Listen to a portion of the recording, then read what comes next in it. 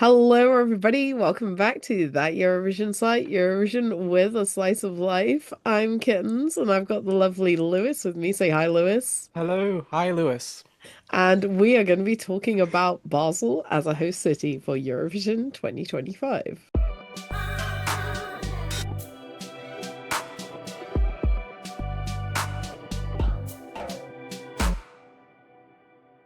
Okay, so we were both physically on the ground in Basel.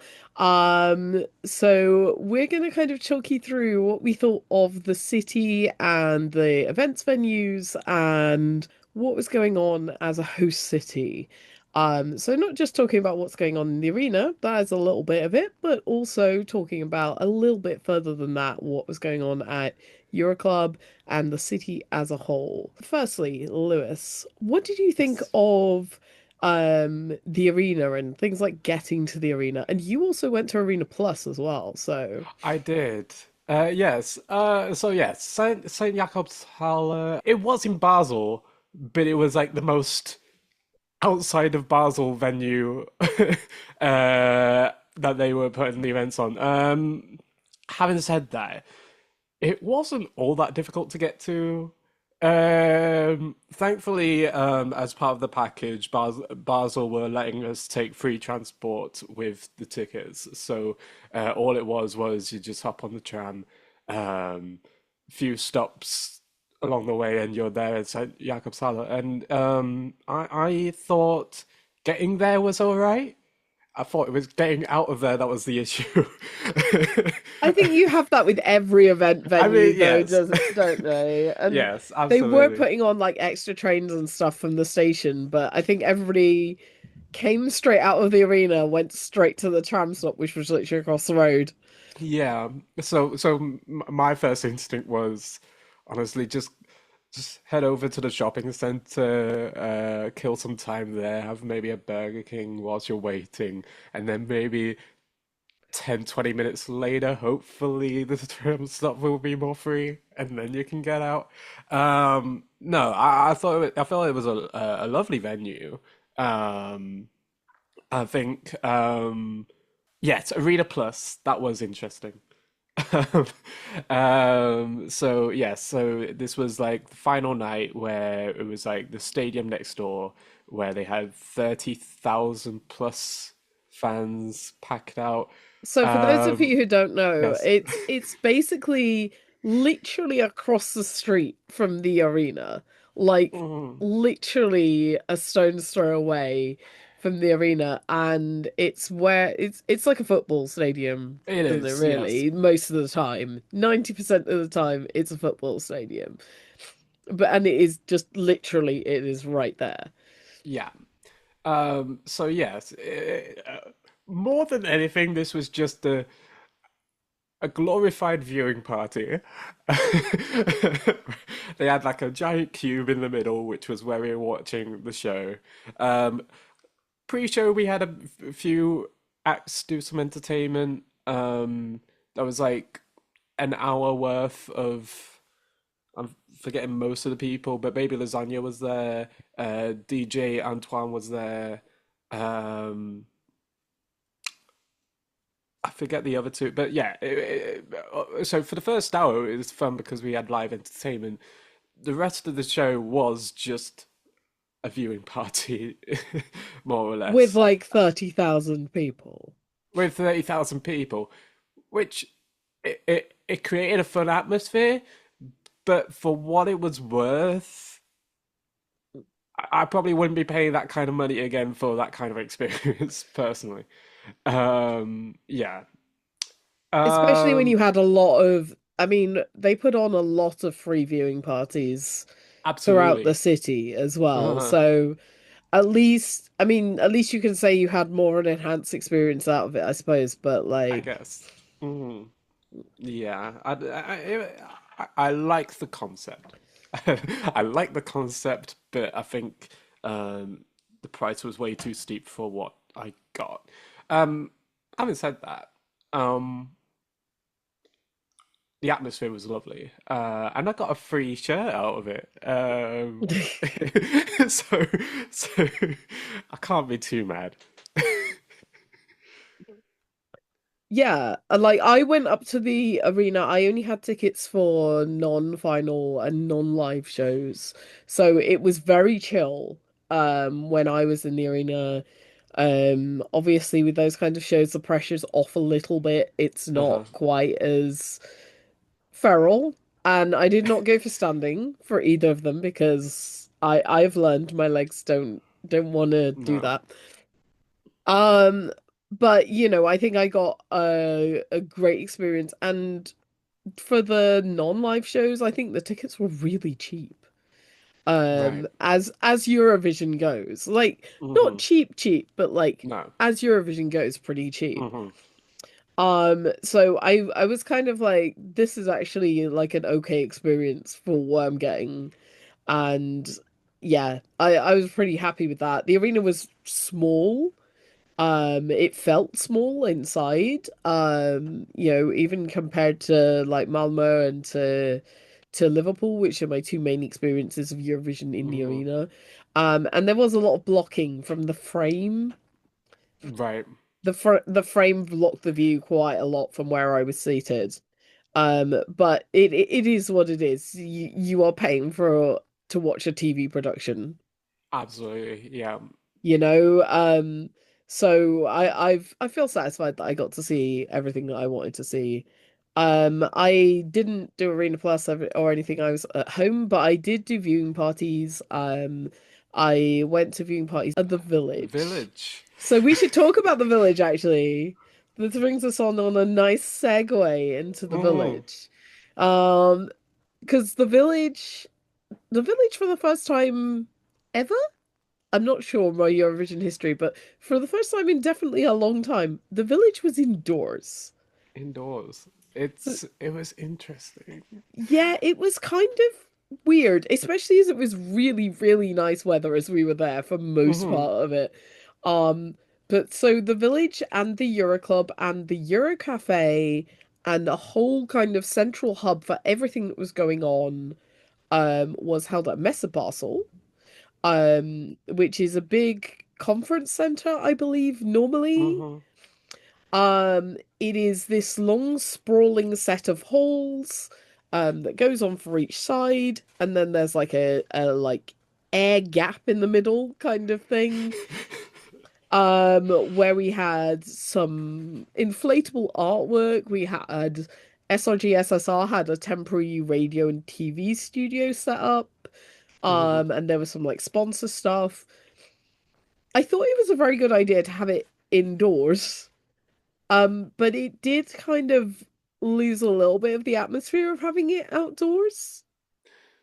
Um, I think it swings and roundabouts. If it had been raining a lot more, I think I would have been like, thank God Oh this yeah. is indoors. Uh-huh. But it was a pretty good village. The only thing that was annoying was having to, you couldn't take a bag in there. Oh right, yeah, absolutely. That's the most annoying part. Um, Like, I know why they do it, and like uh-huh. it makes perfect sense, and at least the bag storage wasn't prohibitively expensive, and it was nearby, but it was just kind of like every time you were like, oh, I'll just nip in. Oh wait, no, I can't. Mm-hmm. Mm-hmm. And the worst part about the bag thing, and I had I saw this, I had to deal with this firsthand. So we were in the village for semi two, and I thought, okay, put my bag in my locker, put my phone on charge in the locker. But like I need my phone, so I'm gonna like nip out like maybe kind of halfway through the show and try and get my phone and then come back in. I went out the village and then I saw the queue and I was like, no, no, I now have to queue for like half an hour to get back in.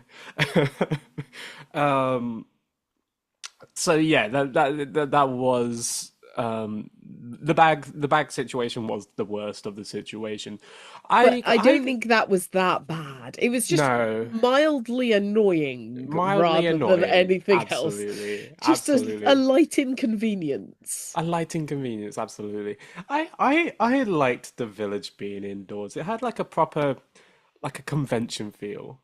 Yeah, Yeah, like a proper like convention feel, and I quite liked that. I do understand though that it takes away the village aspects of it. Yeah, I mean, considering what we I had last think year, I am very much nitpicking, if I'm quite absolutely. honest on Uh, this. I think it is, it was a good idea to do it that way. You can handle security and stuff so much better. You can, you do have that protection from the elements. mhm, It is, a little bit like slicker. Um, I think it definitely would have been better to have fewer queues.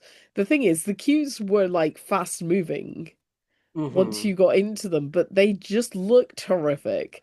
And the They amount of looked people horrific, who yeah. like, because they were like queuing like 2 streets away at Mhm, one point, and you were just like, because there was just like 6 entrances.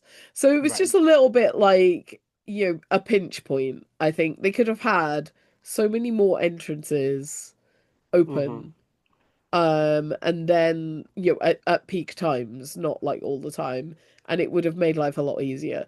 But again, I think I'm nitpicking here. Yeah. The village was generally a pretty good experience. The price of drinks is the price of drinks. You go to a festival in the UK, the drinks are going to Mhm. be horrific. It's the same thing in like EuroVillage and whatever, and they did do the recyclable, like everything was like recyclable. You had to pay a deposit for everything. Like if you had a cup, if you had a plate, you had to go and take it back and then you get deposit back. Um, I wasn't clued in on that. Lewis did not know this, and I was like, why have you not been getting all your money back? So if I had known, I wouldn't be. I mean, I'm glad I got one of each color, but You're missing like, one. There was a group, am I? there was 4 colors, I'm sure. Well, But never again, mind. I would have saved myself like 4 francs, 6 franc maybe. I don't know. But yeah, like Yeah, I think it was very well done. The thing is, what I felt in there is it never really fully felt crowded. yeah, Like it absolutely never not. felt like crushed.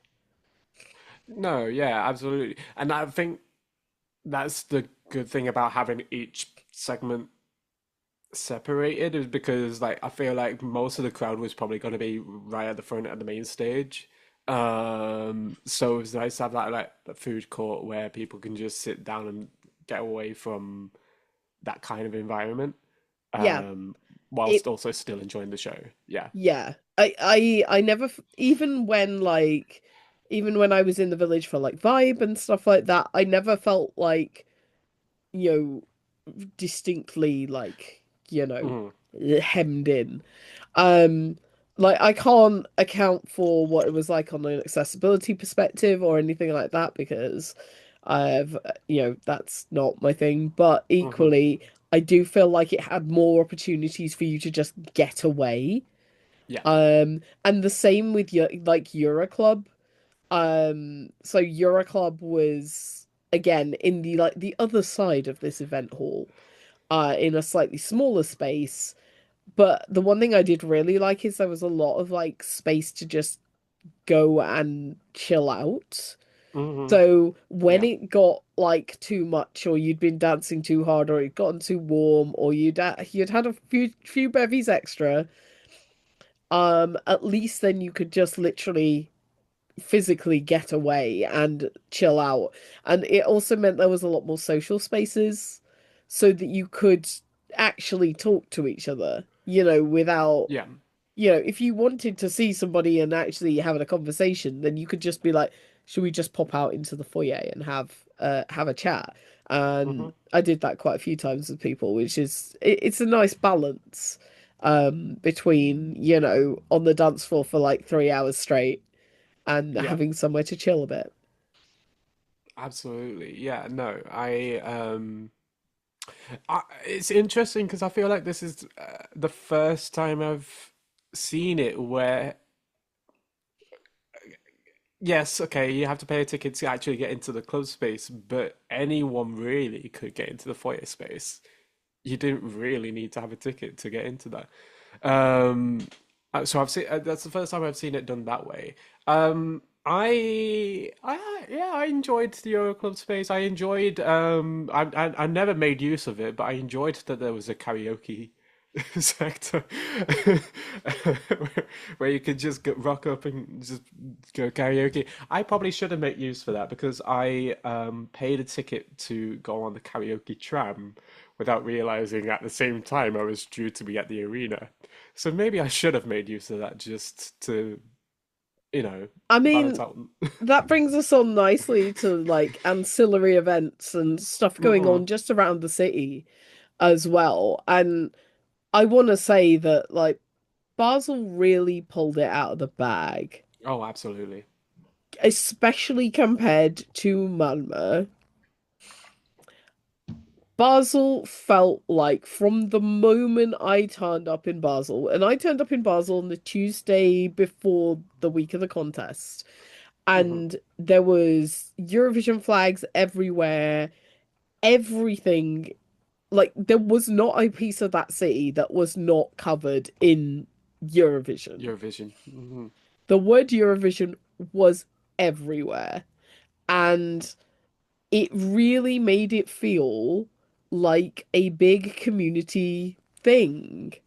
Hmm. Like, they had these little characters, these little guys, friends of Eurovision guys that were Yes. everywhere, like on every shop and on every like restaurant, every bar had these friends of Eurovision things to be like, hey, hi, we'd like to Hmm. like support and stuff like that. They had a big campaign with all the like museums and attractions where they were like, hey, you're here for Eurovision, why not also come and see stuff? Hmm. Um, and I don't think we had anything like that at all if from Alma.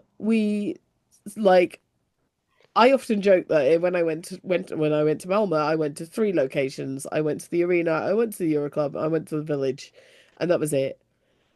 With Uh-huh. Basel, I felt like I saw a lot more of the city. There was so much stuff going on. There Hmm. was art installations. You went on the Eurovision cruise. I did. Yeah, that was fun. We went Yeah. on the Eurovision karaoke tram, and I saw a lot of Ricola. So thank you. This is not sponsored content, but the We had karaoke this tram we had a karaoke was drum. amazing. That was my biggest. Oh, I I wish I had planned it better. Because I tried to go when everyone else, like when my friend groups were going, and then I realized, wait, I have family show tickets, so this is not gonna work out. I Yeah. mean, we went on Monday night, me and my bestie and Rory, who you'll know from the site, and his boyfriend, and we had the best time. We were with some group of people who I think were on like a hen night or a birthday, and it was a I whole love it. community thing. There was also these two ladies, two German speaking ladies, who were basically just bemused by the entire experience. But they were living their best life, but they were just watching us going, what on earth is going on? And you would just have people like outside the tram because obviously they could hear it. They Hmm. could hear somebody screaming Grim Tim Taggy Dim from the tram.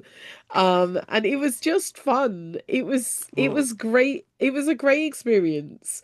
And I went to some of the museums. There was like Eurovision themed rainbow themed exhibition at Fondation Bellière, which I went to, which I probably said wrong. Um, that was really, really nice. And a chance to see some like really interesting and specialist work, a lot of like Picasso and Basquiat and all sorts. So really interesting stuff going on there. But I can't Hmm. stress enough, every inch of this city was involved. Hmm. And it just felt like that everywhere you went. Yeah, I mean, that's the lovely thing about when the cities make effort. um, and yeah, it was nice to be in Eurovision where for once, granted, okay, Liverpool did a good job, but I feel like this was different because I'm familiar with Liverpool, so it was nice to have a Eurovision in a different city that I wasn't familiar with, and the whole city was involved. Yeah, Malmö, really, there were only really 3 points. Me and my friend Sam, who we were in Malmö last year and we were in Basel this year, we decided to do a little walk through Malmö, and it was so bizarre how you're at the arena and then you could walk 20 minutes that way and you'd feel like you're in a completely different, you're not at Eurovision anymore. Mm. Yeah, so it was nice to be in Basel. The city was lovely. Yes, a lot of trams, but really, the weather was lovely and just the scenery was so lovely that really I wouldn't have minded just walking from A to B most of the time.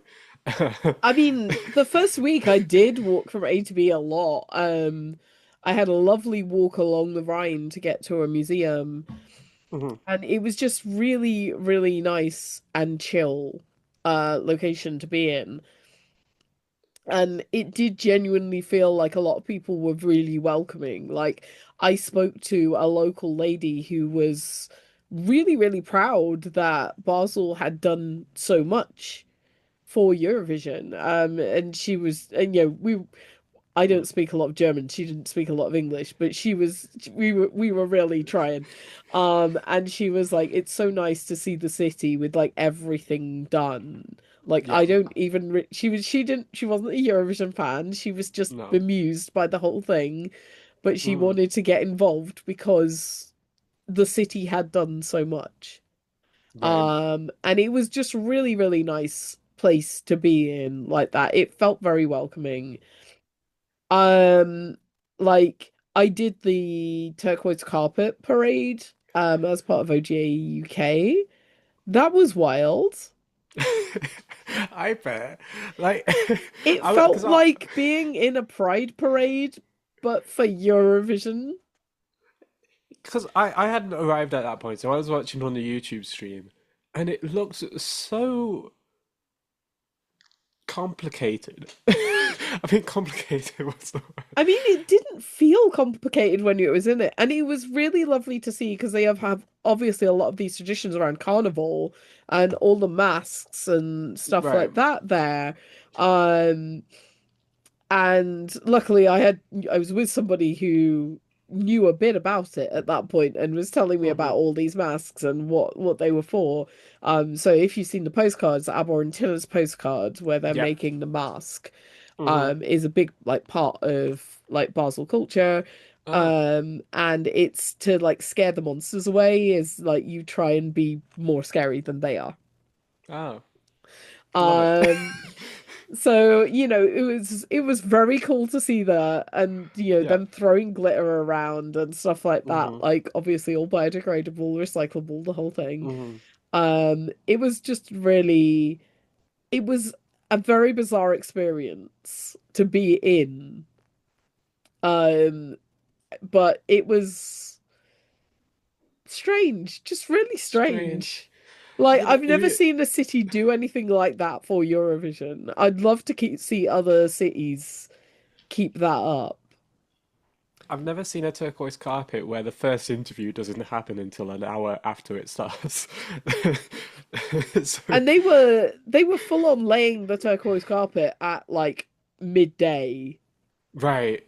Like Mm. the parade started at 2. Um, they were still laying it in between the Oh my tracks God. at Schifflander, at like 12. I was like, Oh wow. I mean, I have one more thing to say before I go, which is that every Eurovision city, we have Please. postcards are such a part of this competition. Having physical postcards like this was so cool. Mm-hmm. It says from Switzerland with love on the Oh, I love that. back, um, and tells you where it is. So Wettsteinbridge and Cathedral. So this is literally like the main view of like Basel. And they had those. I mean, these ones were just literally freebies, that they had like at the information booth.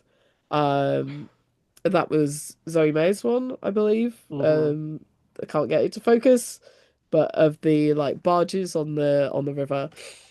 And it was just a really nice touch. Mm-hmm.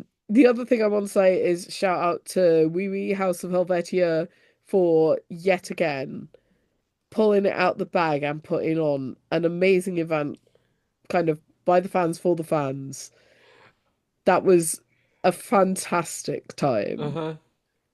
I feel like this particular one, I think last year's with Emporia, granted, you,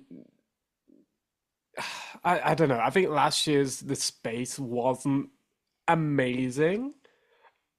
I feel like this is probably the best space they've had so far, what since they've started doing these kind of I events. agree. Yes. Yeah.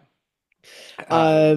It did get crowded in there, it did get hot, but um again, I think it is, a great example of something that isn't, from the city specifically.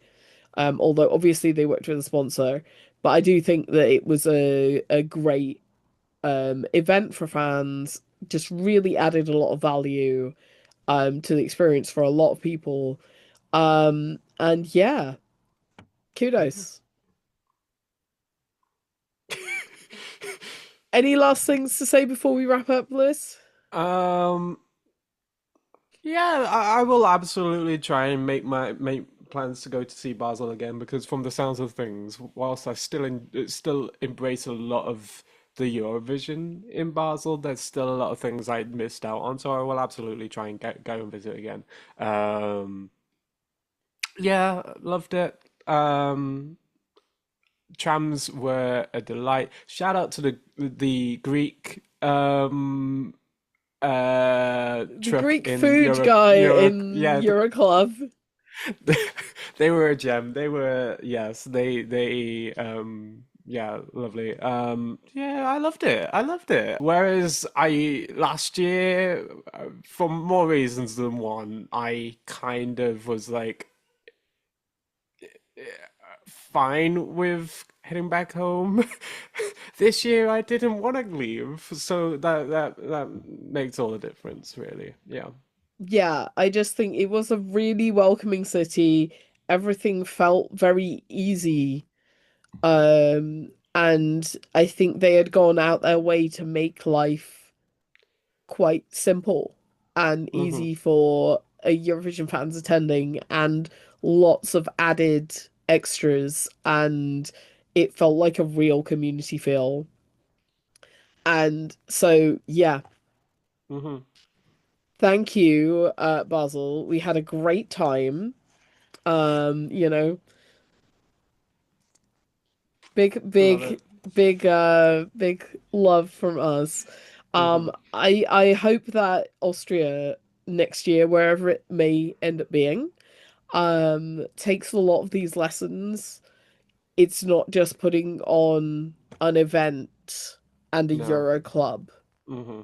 Getting the whole city involved, getting that local feel of it can really pay out in the long run, because I just saw Absolutely. so many people making the most of the city.